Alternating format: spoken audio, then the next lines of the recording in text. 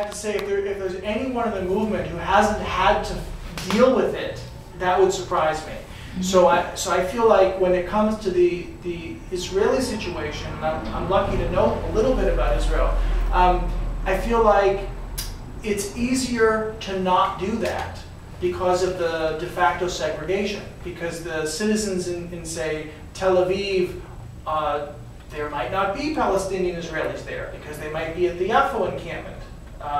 Whereas in a city like New York and in most parts of America, you're going to get a more diverse group of people. Well, there was a very diverse group of people everywhere. That's number one. B is that we are always in security issues. The conflict between Palestinian and Israelis have been an ongoing discourse. You know, my entire life I remember this. I mean, this is not something that, you know, all of a sudden we went on the streets and we've discovered that there are issues about that involve security or diversity of religions and point of views.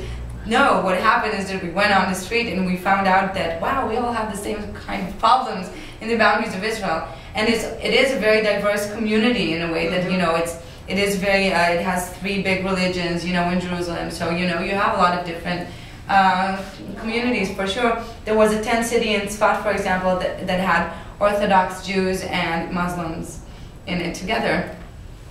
Right. So would you say that the Messiah is coming? You know? Amen.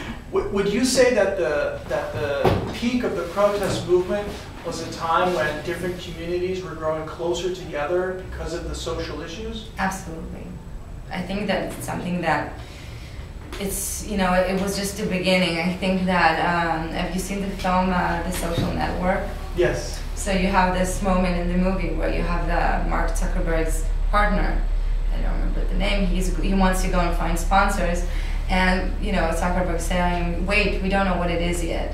Mm-hmm. And I kind of feel like this past year and a half or something like that, because it started with Tunis and Egypt, and then it went on, mm-hmm. you know, like it was like a domino effect. We don't know what it is yet, globally. Okay. I think that everybody's kind of searching for what it's going to happen, but when it comes to the discourse, we just started.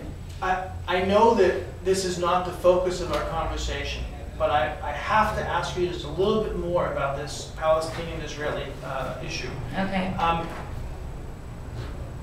Some would say that because of the security situation and the occupation, that it's very hard for Israeli society to deal with its social issues. That maybe addressing the occupation would have to come first in order to have an opening for other issues. So in some ways, people on the left were sort of surprised that the social issues were able to capture the imagination and be so prominent.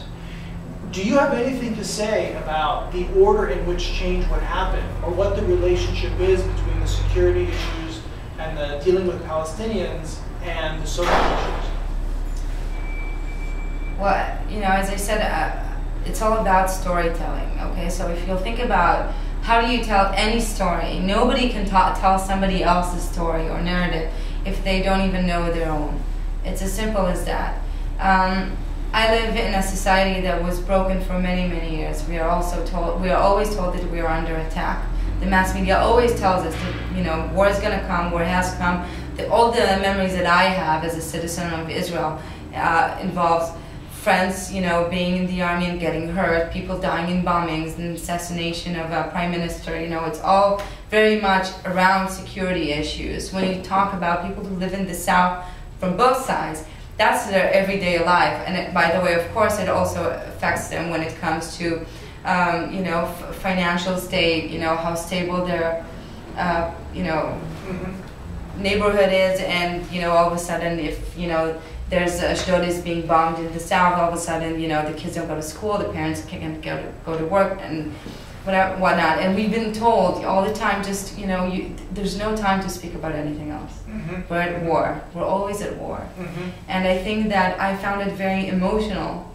The fact that all of a sudden you see people from all over the country saying, you know what, there's never time to speak about what kind of a community we are, what kind of you know, social needs we have, what kind of future we want, you know, indoors, first of all. And I think that by doing that, that was the first time that I feel like I felt and still feel that that my community in Israel is building its self-esteem. Right. And you can't address any other narrative. Like, it's like you say when you're seeking for a relationship and you say if you don't love yourself, you're not going to find somebody who will love you. Mm-hmm. In a way that, you know, if you're going to be full of hate and you're going to be all about, you know, what you don't deserve and what, you know, then you won't be able to address the fact that, wait a second, you know, there are people all over the world and that, you know, that deserve the same, for example. Could I draw the conclusion that the Israeli left will be unsuccessful at influencing the security or the Palestinian issue if it isn't willing to embrace the fact that it cares about the future of Israel and wants things to be better for Israel? For sure, and I'll tell you even more than that, because I don't feel like this movement has like a party, you know, it's not party oriented, mm-hmm. It's not partisan, that's how you say.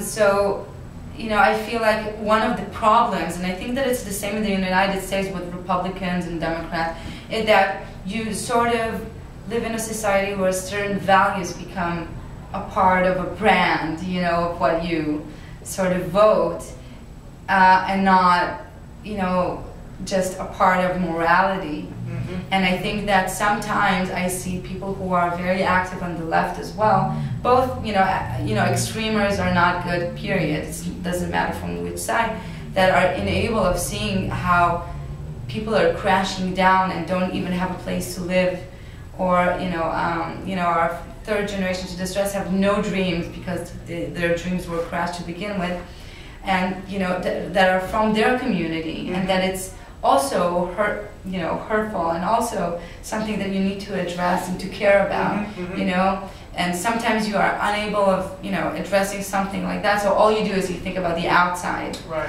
And that balance is something that is very important, in my opinion. But yeah, you can't, I mean, I know the left is trying to do so, and I guess that they have the reasons, but I think that you can't skip stages at all. Like, you need to first of all have a community that has a self-esteem, has a future, knows how to take care of itself, and then, you know, see what's going on. And the thing is that the Palestinian community is always being addressed to as if there are no people who are thinkers there, who are also trying to promote things from their side, who also have problems, you know, especially addressing, for example, women's rights.